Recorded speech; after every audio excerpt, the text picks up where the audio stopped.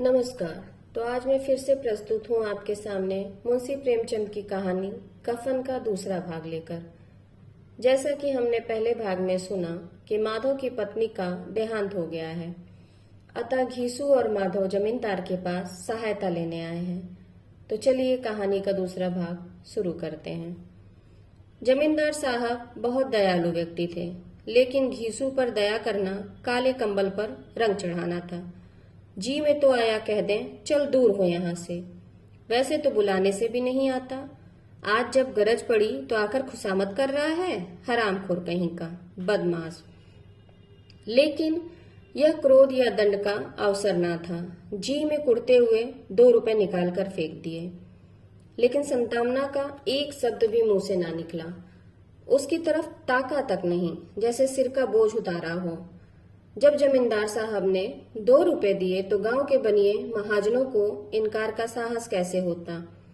किसी ने 2 आने दिए, किसी ने 4 आने। 1 घंटे में घीसू के 5 रुपए की अच्छी रकम जमा हो गई।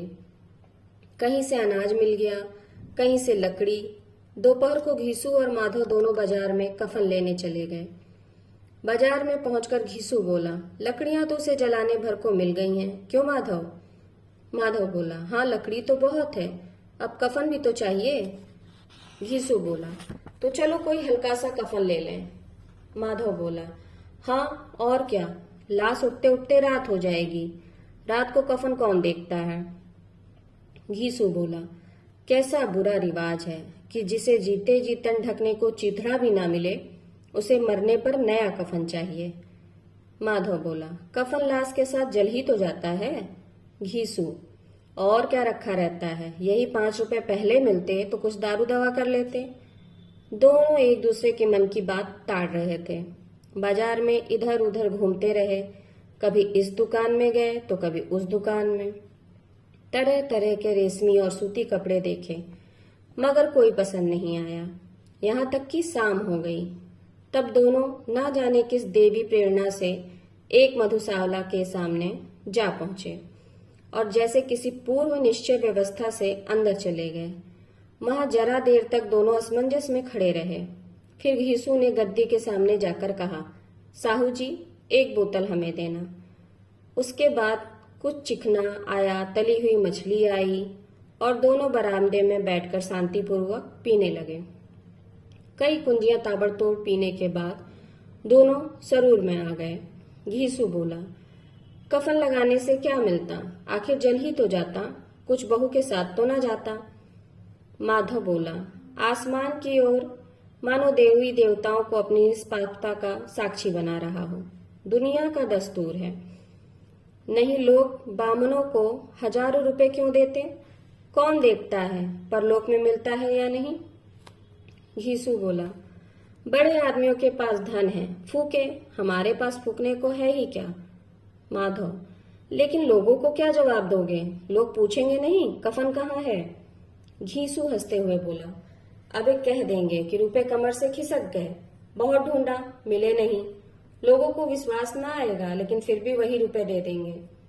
इस अनपेक्षित सौभाग्य पर माधव भी हंसते हुए बोला, बड़ी अच्छी थी बेचारी, मरी तो खूब खिला पिला कर।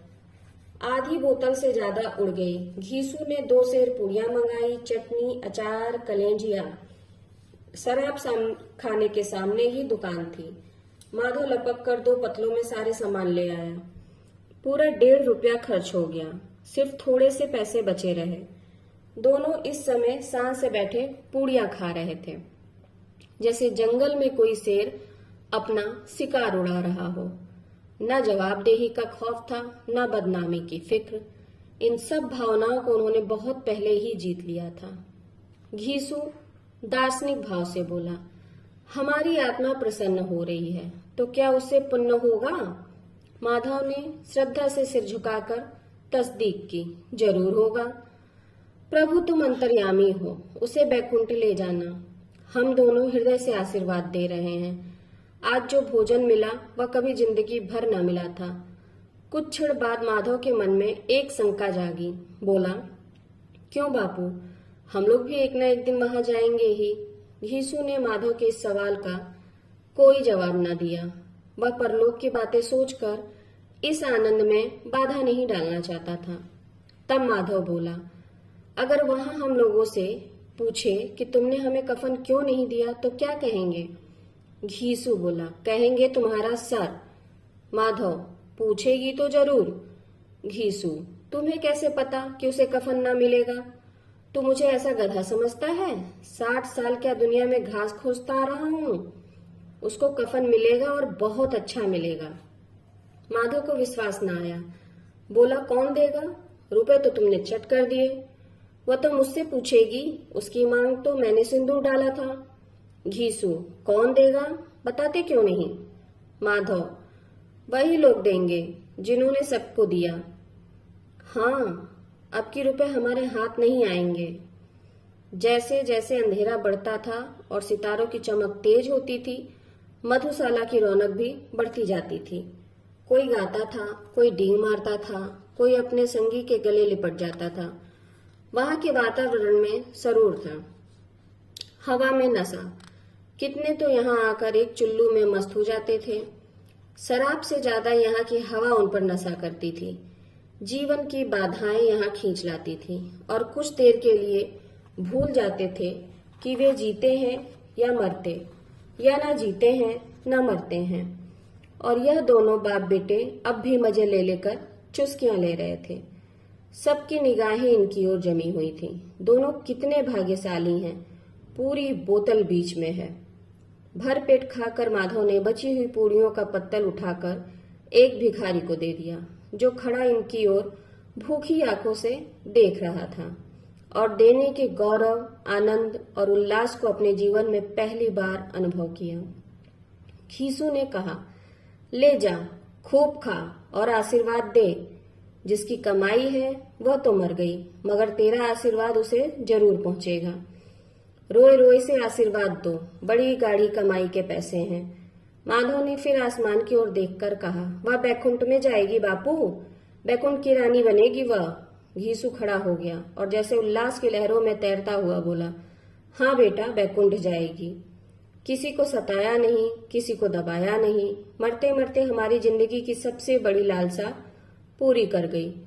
वरना बैकुंठ में जाएगी तो क्या ये मोटे मोटे लोग जाएंगे जो गरीबों को दोनों हाथ से लूटते हैं और अपने पाप को धोने के लिए गंगा में नहाते हैं और मंदिरों में जल चढ़ाते हैं? श्रद्धालु का यह रंग तुरंत ही बदल गया। अस्थिरता नशे की खासियत है। दुख और निराशा का दौर हुआ। माधव बोला, मगर बापू, बेचारी ने जिंदगी में बड़ा दुख भोगा, कितना दुख झेल कर मरी। यह कहकर वह जोर जोर से रोने लगा। घीसू ने उसे समझाते हुए कहा, क्यों रोता है बेटा? खुश हो कि वह माया जाल से मुक्त हो गई, जंजाल से छूट गई। बड़ी भाग्यवान थी जो इतनी जल्दी माया मोह के बंधन तोड़ दिए। और फिर दोनों खड़े होकर गाना गाने लगे। ठगनी क्यों नैना झमकावे ठगनी। पियकड़ों की आंखें इनकी ओर लगी हुई थीं और यह दोनों अपने दिल में मस्त गाए जाते थे। फिर दोनों नाचने लगे, उछले भी, कूदे भी, गिरे भी, मटके भी, भाव भी बताए, अभिनय भी किए और अंत में मस्त होकर वहीं लुढ़क गए। तो आज की कहानी यहीं समाप्त होती है। कल फिर मैं एक नई कहानी के साथ प्रस्तुत होंगी। नमस्कार।